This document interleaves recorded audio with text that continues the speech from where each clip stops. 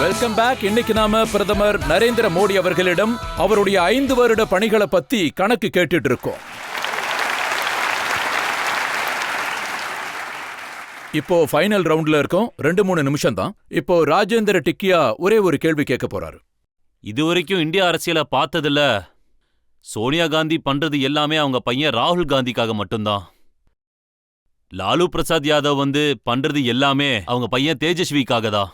அதே மாதிரி சரத்பவார், மம்தா பானர்ஜி, இந்த தலைவர்கள் எல்லாரும் தங்களோட குடும்பத்துக்காகவும் தங்களோட பிள்ளைகளோட எதிர்காலத்துக்காகவும் தான் உழைக்கிறாங்க.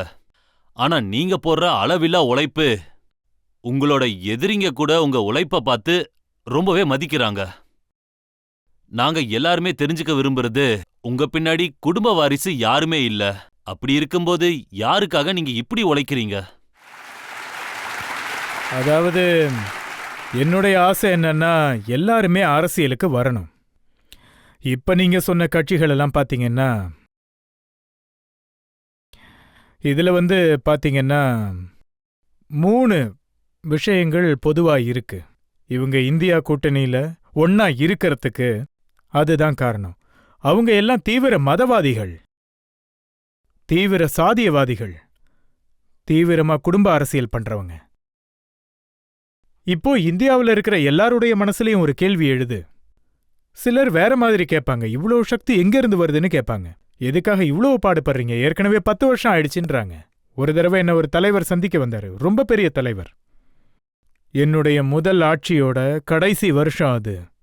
அவர் சொல்றாரு, மோடி அவர்களே, நீங்க பிரதமர் ஆயிட்டீங்க. இதுக்கு மேல இந்த உலகத்துல என்ன இருக்கு? எதுக்கு இவ்வளவு உழைக்கிறீங்க? அப்படிதான் அவர் சொன்னாரு.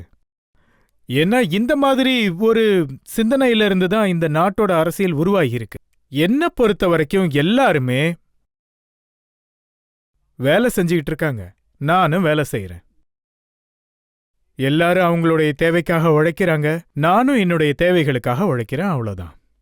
அவங்களும் குடும்பத்துக்காக உழைக்கிறாங்க, நானும் குடும்பத்துக்காக உழைச்சிக்கிட்டு இருக்கேன். அவங்க குடும்பத்துல 5-6 பேர் இருப்பாங்க. அந்த 5-6 பேருக்கு உழைச்சா போதும், அதுக்கான நேரம் அது போதுமானது. என் குடும்பத்துல 140 கோடி பேர் இருக்காங்க. அதனால நான் அதிகமா உழைக்க வேண்டியதா இருக்கு. ஒருவேளை என் குடும்பத்திலே 5-6 பேர் இருந்திருந்தா எனக்கும் வேலை ரொம்ப பெருசா இருக்காது. 2-3 நேர்காணல்கள் கொடுத்துட்டு ரஜித் சாருக்கு டீ வாங்கி கொடுத்துட்டா வேலை முடிஞ்சு போச்சு. ஆனா நான் 140 கோடி குடும்பங்களுக்காக வாழ்ந்துகிட்டு இருக்கேன். அதனாலதான் நான் உழைச்சிட்டு இருக்கேன். அவங்களுடைய வாழ்க்கை, அவங்களுடைய கனவுகள், உங்களுடைய கனவுகள் தான் என்னுடைய லட்சியம். என்னுடைய ஒவ்வொரு நொடியும் உங்களுக்காகத்தான் இருக்கு. என்னுடைய ஒவ்வொரு நொடியும் நாட்டுக்காகத்தான் இருக்கு. அதனால தான் நான் சொல்றேன், 24/7 ஃபார் 2047.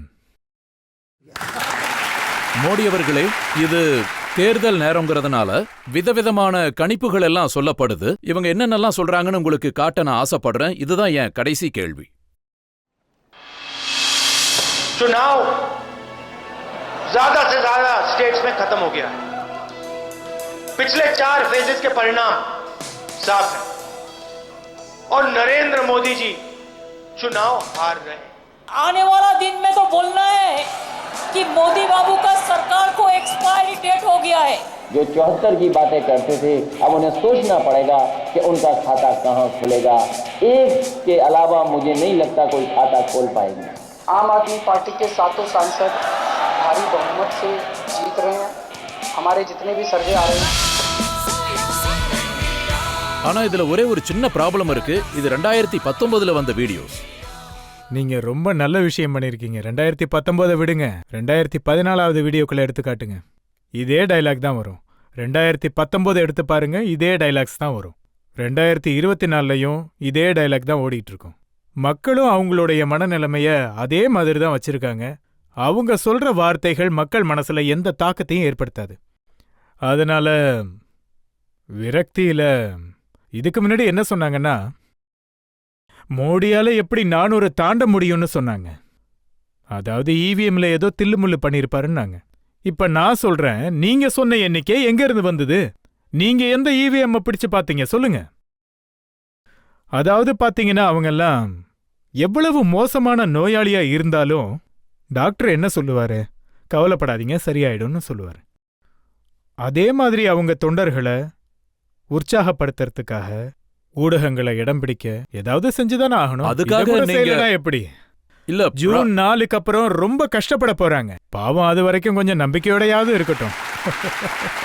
ஜூன் 4 பத்தி இல்ல, நீங்க சொன்னீங்க 2047 வரைக்கும் மோடி அவர்கள் ரொம்ப நீண்ட திட்டம் போட்டுட்டாரு, அவர் எங்கேயும் போற மாதிரி தெரியலன்னு சொல்றாங்க. விஷயம் என்னன்னா, அதாவது இப்பவும் நான் உறுதியா நம்புறேன், இறைவன் என்ன ஒரு சிறப்பான பணிக்காக அனுப்பி வச்சிருக்காரு.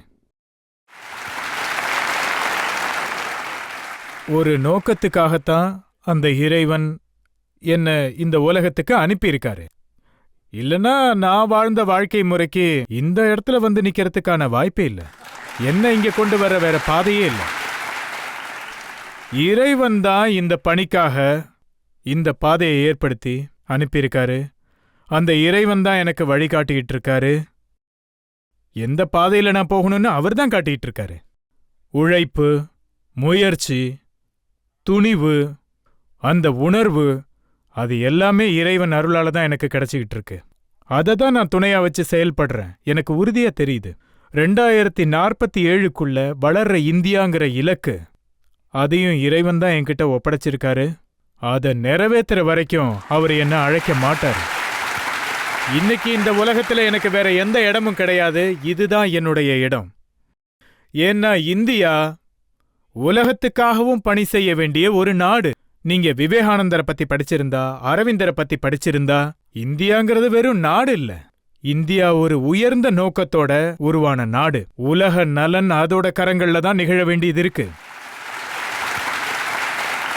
மோடி அவர்களே, உங்களுக்காக ஒரு வியூவர் 4 வரி எழுதி அனுப்பியிருக்காரு. அவர் என்ன எழுதியிருக்காருன்னா, मैं दिया हूं, मेरी दुश्मनी तो अंधेरों से है, हवाएं खामखा मेरे खिलाफ हैं। मैं दिया हूं, मेरी दुश्मनी अंधेरों से है, हवाएं खामखा मेरे खिलाफ हैं। हवाओं से कह दो आजमा के दिखाएं, बहुत दिए बुझाए हैं, एक दिया जला के दिखाएं। நான் எல்லாருக்கும் என்னுடைய மனமார்ந்த நன்றியை தெரிவிச்சுக்கிறேன். எல்லாருக்கும் நன்றி. பிரதமர் மோடி அவர்கள் சொன்ன கருத்துக்களோடு ஒத்து போறவங்க எழுந்து நின்னு கைத்தட்டி கைத்தட்டலோட ஆதரவை தெரிவிங்க.